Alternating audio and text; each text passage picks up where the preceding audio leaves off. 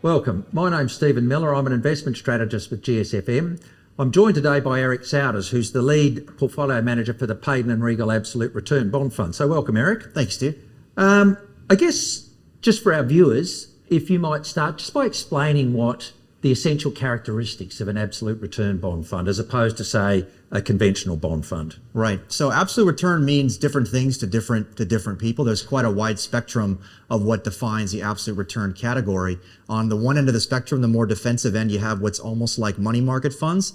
And on the other end of the spectrum, you have what looks like hedge funds. So our strategy sits somewhere in the middle of that spectrum. And so when we think about absolute return at Payden, we're really trying to accomplish two very, very specific things. One is to actually deliver an absolute return. Mm-hmm. So the true letter of the words absolute return. And we try and do that over shorter term time periods. So things like 12 or 18-month time frames.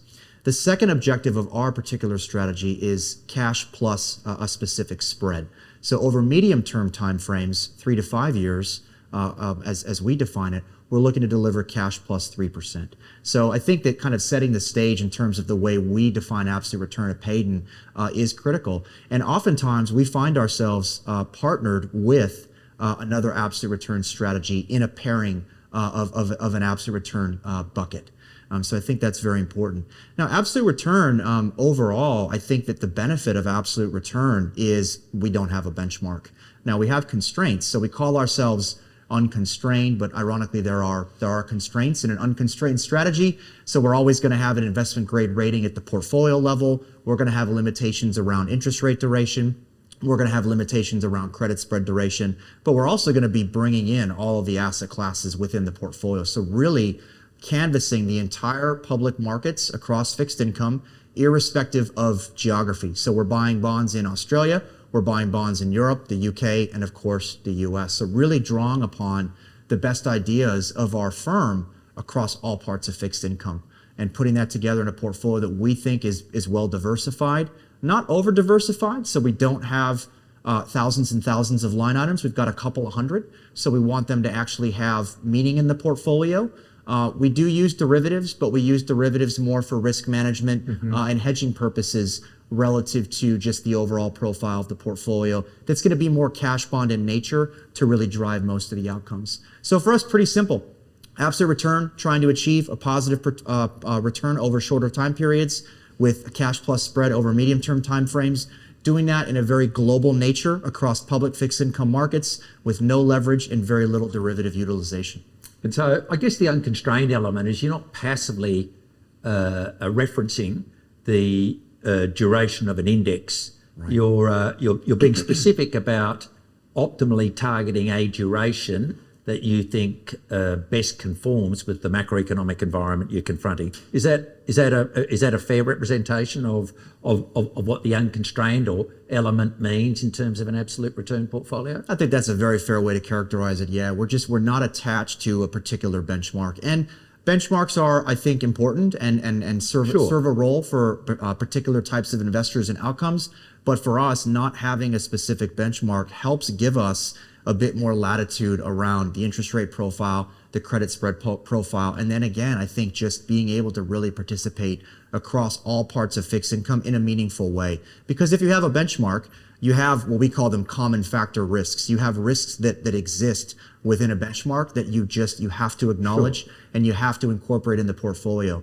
Our starting point is cash. Now, we don't normally own cash. It actually looks interesting today in a bit of an ironic way there, but I think that our starting point is important because it's cash and it's not a benchmark. And so we can really be very thoughtful around directionality in terms of duration, credit, and just where we're participating. I guess, if we look back on the last 2 or 3 years, and we've had COVID, we've had the Russia-Ukraine war, we've had inflation, which seemed to develop a little bit more inertia than, perhaps investors and certainly central banks thought at the beginning. And we've sort of seen, the consequence on a conventional bond portfolio, deliver, I think, its worst returns in 20 years in 2022. What does that imply in terms of where we are now? What are the things that you're looking at in terms of positioning an absolute return portfolio, given the backup in bond yields, given where corporate spreads are, and given the opportunity set with which you're faced, what are the things that are sort of really sort of are on your mind when you're assembling an absolute return bond portfolio? Right, a lot to unpack there. I think that coming out of COVID taught us certain things. Right, coming out of COVID, it taught us that security selection and credit underwriting and really knowing what you own at the bond by bond level is critical, because again, in fixed income, you've got coupon and you've got some price upside, but you've got a lot of downside. So really getting your credit work done correctly and well is probably the most important first step when thinking about constructing a bond portfolio coming out of COVID. Now, last year, I think there was a different lesson learned. The lesson learned was reaching for yield, reaching for duration, the correlations that we become conditioned to over the last 20, 30, 40 years in bond markets, they don't always hold up, right? And so obviously last year, to your point, very tough environment for all markets, absolute return included in ways, right? It was tough to navigate the different things happening last year between geopolitics and interest rates and central banks completely changing course. So I think what it's taught us over the last 12 months is having that flexibility, right? And constructing a portfolio that is reasonably well balanced, not overly diversified. We take targeted risks, we take targeted views.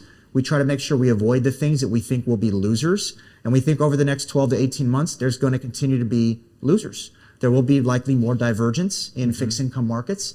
And we're already beginning to see dispersion pick up. I think the last thing I'd say is just the role that asset classes play in a portfolio. It can change during different environments. So I think for us, it's assessing what's the environment that we're in, how is that going to affect all the asset classes in which we participate. I'll give you an example. The energy market last year. Energy tends to be a more cyclical asset class. Last year, we actually felt like it was more defensive, right? Actually more counter-cyclical. And it served different roles in the portfolio than it might not have if you had said, what role does that normally play in a portfolio? It was an inflation hedge. It was a geopolitical hedge. So I think it's regularly evaluating the roles that asset classes play, and then obviously overlaying that with just having latitude around how you're constructing a portfolio. Oh, that's interesting. I guess, as we sit here today, I mean, the biggest issue confronting markets is recession. Now, I think the best analogy I can come up with is, financial markets have been obsessing about recession for some time. And despite some dire prognostications, the data simply has refused to conform with this notion of recession. I mean, what are you thinking about in terms of recession, and how's it going to materially impact how you position the portfolio? Yeah. Recession. At least this recession in the U.S. and maybe more globally. I guess technically Germany is already in a bit of a recession. But from a U.S. standpoint, it's the most telegraphed recession perhaps in history. Coming into the beginning of this year, I think it was roughly 2/3 of market participants from a survey standpoint expected a recession in the first half of the year. We didn't believe that was going to be the case. We felt like at Payden Rygel that the recession was overpriced. I think that talking a bit about conditioning, I think that we've all become a bit conditioned to things happening much quicker than they may actually happen, right? I mean, it's been a very active few years in financial markets, and so you want things to happen and to materialize very quickly. But when we took a step back earlier this year and said, well, actually, if you look at the jobs market, pretty strong. If you look at what that means, well, it means that people are able to consume. And in the U.S., consumption is roughly 70% of our economy. And so manufacturing, there are signs that show obviously pretty big deterioration in manufacturing, but consumption has been very, very strong. Right. And so we felt like recession the first half of this year was just overpriced. Recession now the next 12 months, probably more likely if you just kind of look at where we are today versus January. And I think that a big piece of that is the contraction that we expect in lending. The banking episode at the beginning of March of this year, it's real. When you think about deflationary things and what can really slow down economies, you look at the housing market as one, and you look at the banking market as two, maybe the banking market even being more important. And so we're already seeing a pretty big deterioration in lending, and now a pretty big deterioration in borrowing. So we think we're kind of going through this transition right now between willingness to borrow, which was last year when rates went up significantly, people were less willing to borrow, now willingness to lend. So banks are less willing and even less able to lend. So we think that's different now relative to 6 months ago. Right. So even though the labor market still looks pretty strong, the starting point very strong, the consumer is still pretty strong, we do expect over the next 6 to 12 months the jobs market will weaken. We do think the growth picture will decelerate, and we do think it's reasonably likely that we'll experience a recession in the next 12 months. And now how's that manifesting itself in the portfolio? I talked about the transition from willingness to borrow to willingness to lend. We think there's another transition occurring, which is a transition from inflation to growth and financial conditions. And so as a result, we have less credit exposure today than we did 6 months ago. So we've got more exposure to higher quality, more liquid, more stable parts of the fixed income market that have less credit risk when compared to high yield bonds, for example, or certain parts of emerging market debt or securitized credit. So we're a bit more defensive on the credit side, but we think that we're being handsomely compensated to be more defensively positioned because cash actually has yield. Cash has a return. And by the way, cash has very good optionality when you're looking to buy, when things inevitably become more turbulent. You want to have cash, you want to have liquidity in the fixed income market. So we've got less credit risk today versus 6 months ago. And we've got more interest rate duration because we do think that interest rate duration should play more of a role. So the portfolio tends to be fairly low, have fairly low sensitivity to interest rate duration, typically between 0 and 2 years, which really benefited us last year. Today, the duration's around 3. So we have gone a bit beyond that normal range, but again, still well shy of what you would see in a traditional benchmark. Conventional bond. Yeah. I guess, if we think about the last year and we think about where we are in terms of the prospects of a recession, has that last year, set you up well in terms of giving you exposure to an opportunity set that enables you to position, even if it's not a recession, let's call it a sharp slowdown in growth. Right. Has that opportunity set presented you, served you well to be able to position for the prospect of, let's call it a sharp slowdown in growth and perhaps what we've probably already seen it, a meaningful downturn in inflation? Yeah, I think so. I think that a big consequence of the expected sharp downturn in growth is the shape of the yield curve.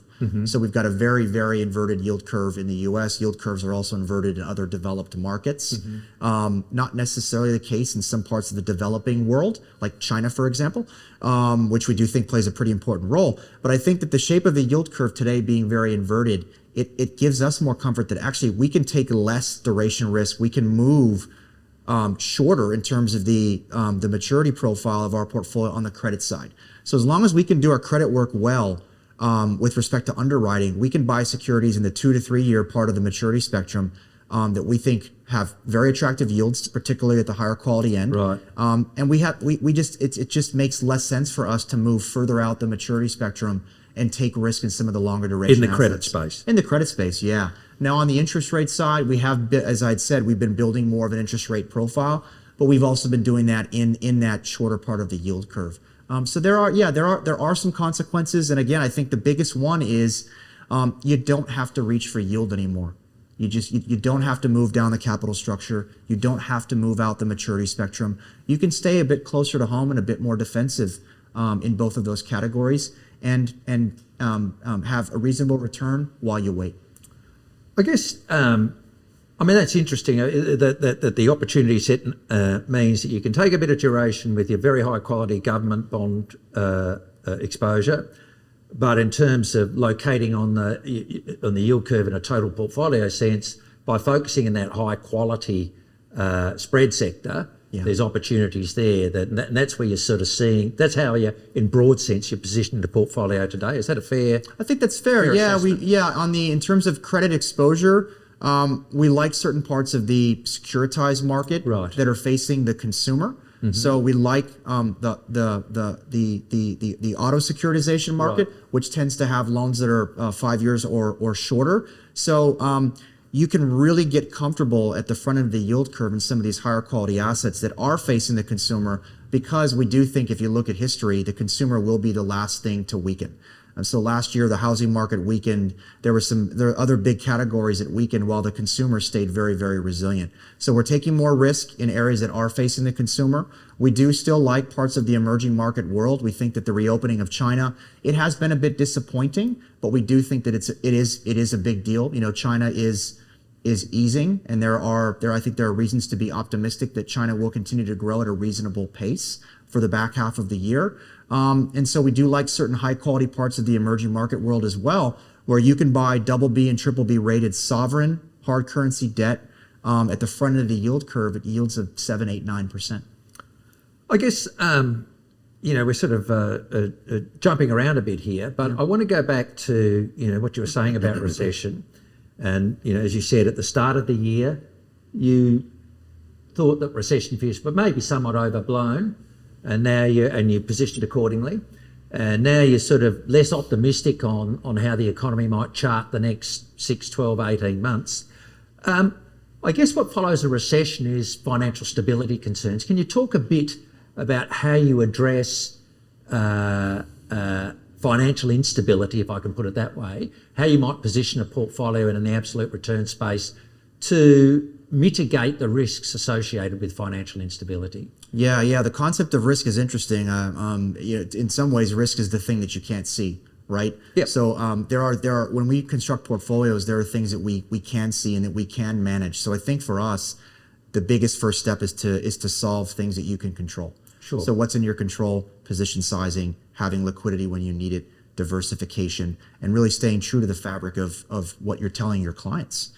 Then you can use tools that I think are very important during periods of financial instability. So using things like derivatives to help manage interest rate risk, help manage credit risk, using options in the portfolio to help mitigate downside when there are adverse environments. So I think that there are multiple layers to managing risk and managing a portfolio as it pertains to financial instability.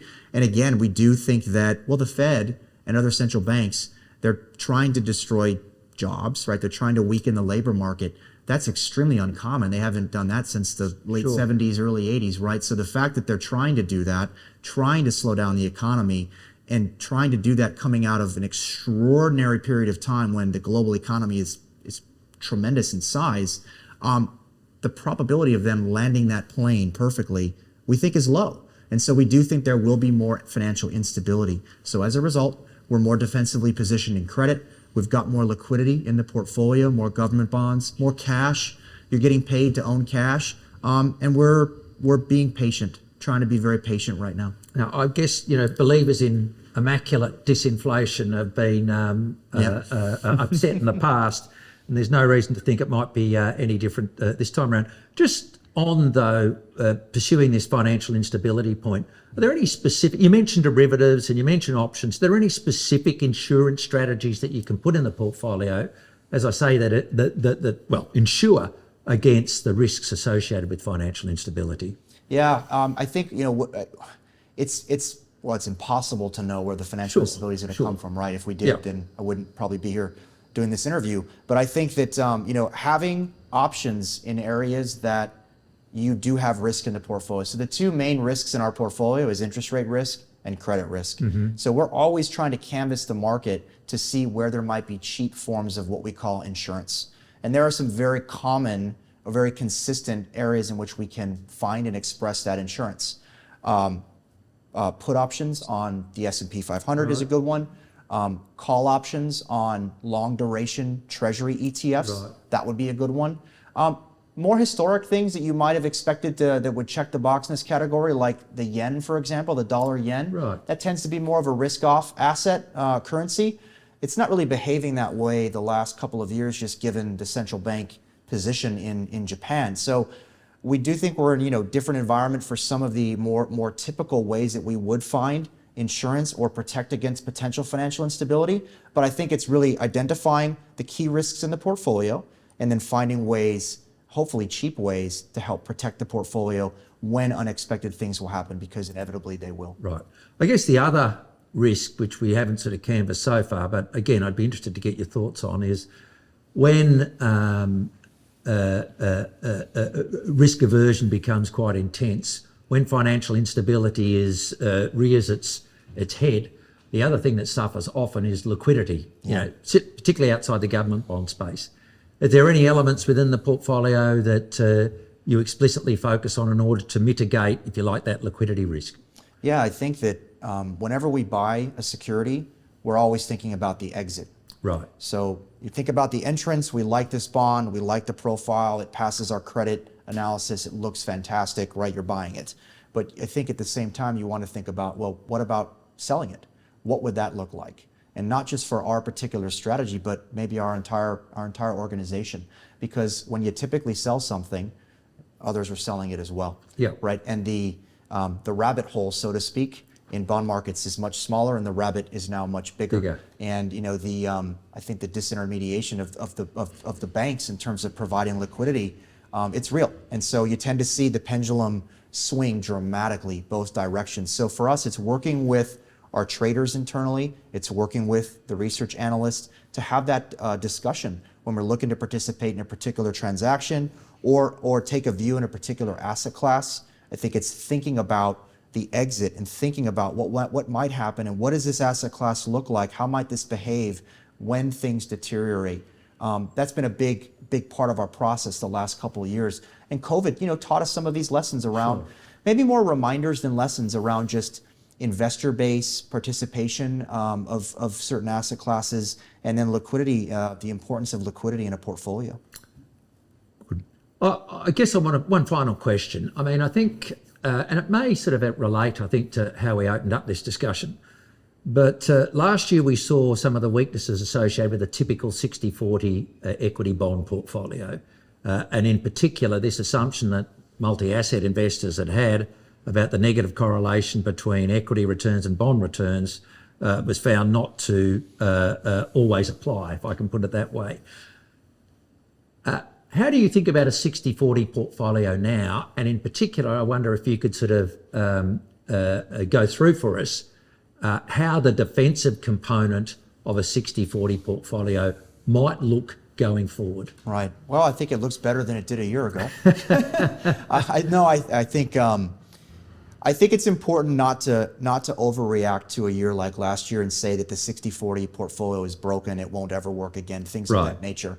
Because you could have reacted to COVID the first 1, 3, 6 months coming out of COVID in such a way where you would have made some very poor choices if you had overreacted. Now it's important to, I think, be sober about how things have changed and evolved and how they might look going forward. So kind of bring that back to the heart of your question. We think fixed income today looks as attractive versus equities and potentially public fixed income looks as attractive today versus equities and perhaps some of the non-public fixed income markets as it has in decades. And so we wouldn't run away from that 40% of the portfolio, but we might sharpen the pencil around it and say maybe there's a better way to express it. Maybe it's not just buy a global bond portfolio, maybe it's not just buy a long duration corporate portfolio and become very comfortable with some of the risks that are associated with benchmarking. So perhaps there's a better way to manage that 40% of your portfolio. And we think that having more latitude in a multi-asset portfolio like this, it gives you that. And so to the extent that you have a suite of different exposures, a suite of different types of fixed income sectors in your 40% allocation, we think multi-asset or absolute return plays a really nice role in that because we've got a lot of diversification. We're not attached to a benchmark. We've got more latitude. We're thinking about hedging and really bringing down or dialing up risk during specific periods of time that your traditional benchmark might not. But I think we wouldn't run away from fixed income because actually we think that today, just given where yields are and where prices are, it presents, again, a very, very compelling opportunity. I guess in that sense, you could, and presumably you do this, you could assemble an absolute return portfolio with a similar running yield to any bond index with the same sort of probably return profile. Yes. But you could probably apply greater diversification to that sort of absolute return portfolio. Would that be a fair point? And we do that. We have clients that do just that. Right. They look for our absolute return portfolio from a credit standpoint, getting exposure to all the asset classes and fixed income, and really making those decisions around sector rotation, industry decisions, item selection, and then including some exposure that gives them the duration that they're looking for. Right. So perhaps overlaying our strategy with a treasury ETF or some sort of interest rate futures to accomplish whatever duration they want, but then getting the credit exposure in what we think is a more efficient vehicle. And I guess given the shape of the yield curve these days, if you're going into an absolute return vehicle, you're not compromising anything in terms of yield. No, agreed. All right. Well, thank you, Eric. That's been quite illuminating, certainly for me. I certainly hope that you, the viewer, found it as equally illuminating. And thank you for your time today. Cheers. Thanks, Steve.